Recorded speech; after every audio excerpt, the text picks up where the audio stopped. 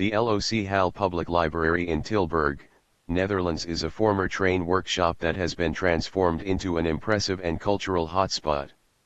The library is designed by Braaksma Roos architectenbureau and CIVIC architects.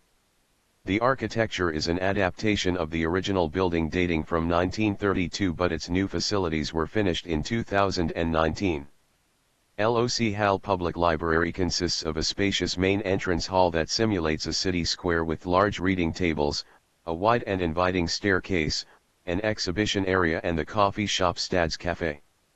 Visitors can venture up the stairs towards the outlying galleries, which allow one to browse books from the library's extensive collection and where you can retreat into one of the quieter reading areas. LocHal offers several labs for learning creatively and arranges workshops and meet ups, for example, in the 3D printing or learning more about Tilburg's history. Visitors can also enjoy the large balcony that offers a panoramic view of the city.